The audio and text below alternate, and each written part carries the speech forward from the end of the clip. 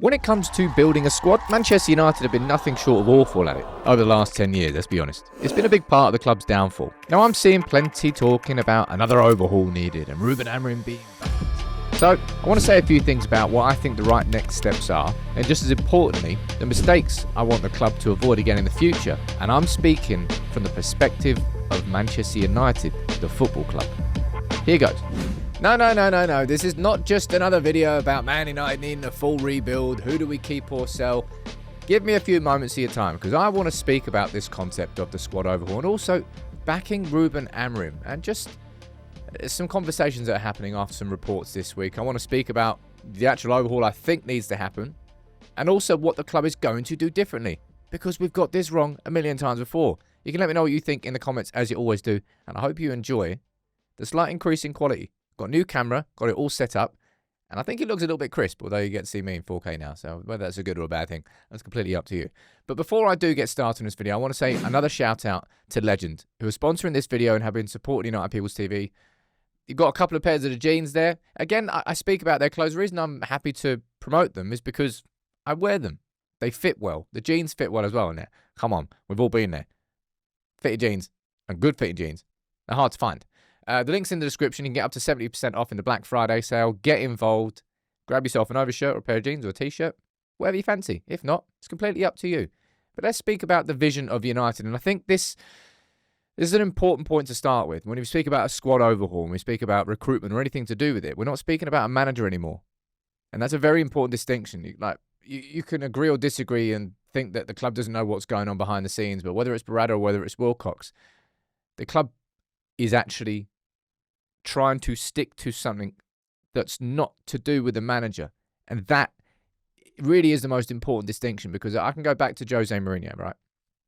We speak about this. This is where the stories come from, by the way. Samuel Luckhurst. United are prepared to back Ruben Amorim with another squad overhaul. But when we had a squad overhaul under Jose Mourinho, we didn't have anybody above him telling him what to do. It was the signings that he wanted to make. What happened? When Mourinho left, we had Ole Gunnar Solskjaer in. Complete U-turn of a manager. We actually did listen to Solskjaer. If we did, we might have signed bloody Declan Rice. We might have signed Erling Haaland. Speak about the failings of the players that we didn't sign there.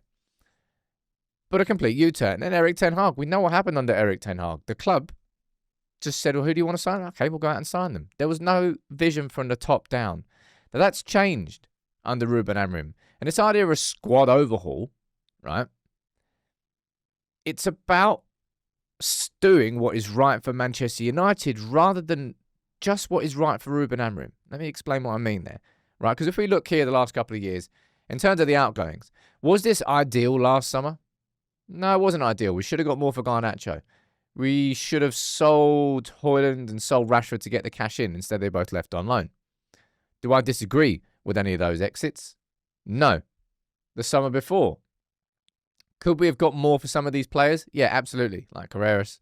What's happened to Willy Cambuela? I have no idea, actually. And McTominay, he's nailed it at Napoli, but that was never going to happen in a United shirt. But both of those summers, the exits and the departures, that's probably where the overhaul is going to be this summer. That's where the overhaul does exist. And that's something that, look, if I was to go and look through this squad here, man, there's so many players that I think could be leaving.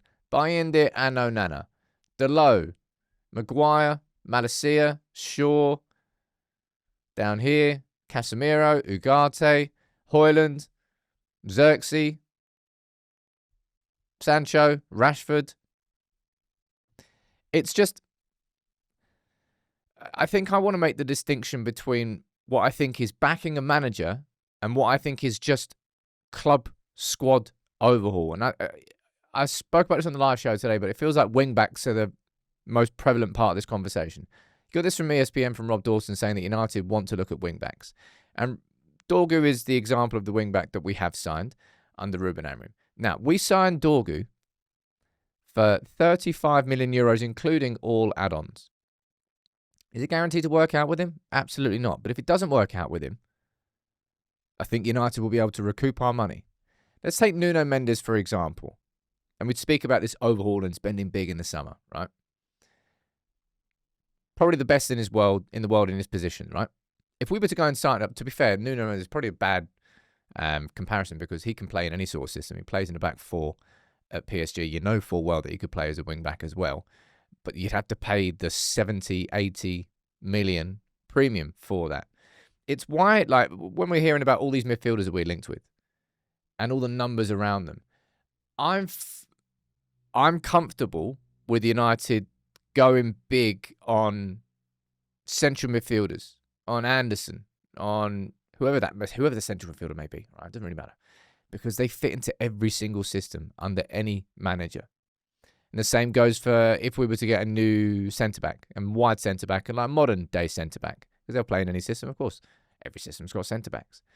I just think I understand, and this is where, actually I don't understand this bit. This is where I get a little bit of a, because Ruben Amorim, if we're going to back Ruben Amorim, do we not just buy him the players that he needs? Yes, to a certain degree, but I wouldn't want Manchester United to just sign players for a manager again, because we did it with Mourinho, we did it with Ten Hag. I don't particularly think we did it exactly under Solskjaer. I suppose we did to a certain degree on Jadon Sancho. Well done, lads. You did your research on that one. But the idea of another squad overhaul, right? I don't think that's necessarily just backing Ruben Amorim. I think that's just doing what is necessary for our football club. We've got a massively inflated squad in terms of numbers versus wages in terms of output. I didn't say that sentence properly. But there's so much waste inside this squad, and it's got nothing to do with building it for Ruben Amorim. It's building what is best for Manchester United. And I think that's just something I wanted to explain, and I suppose a bit of the difference, really, between just backing a manager. Who do you want? Right, we'll go and sign him. Who do you want? Yeah, we'll go and sign him. Who don't you want? I will go and sell him because you don't like him. We shouldn't be selling players. I suppose if players do fall out with Ruben Amorim, then you kind of have to move them on. But I don't particularly think Ruben Amorim's fallen out with a player that I suppose Kobbie Mainoo is one that I would put into that category. I wouldn't say they've fallen out. It's just that's to do with tactical approach. Anyway, you can let me know what you think in the comments. But United do need a lot more of an overhaul. I don't think the overhaul's finished in the squad. We know it's not. It started in attack in the summer, and it's going to have to happen in midfield this summer. And then next summer, it probably happens in defence. Ideally, you'll be able to do a lot more this summer. I suppose it depends on the amount of cash we were able to bring in. We're going to get money for Højlund. We're going to get money for Rashford. We should be getting money for Sancho, for Casemiro maybe, for Shaw, for Ugarte, for Xerxes. There is a chance to make a lot of money this summer. But you can let me know what you think in the comments below. I just wanted to speak about the distinction of backing a manager, but actually what you're really doing is just overhauling a squad which still isn't fit for purpose, whether that's for Ruben Amorim or any manager that follows him. It's not about just building a squad just to fit one manager anymore.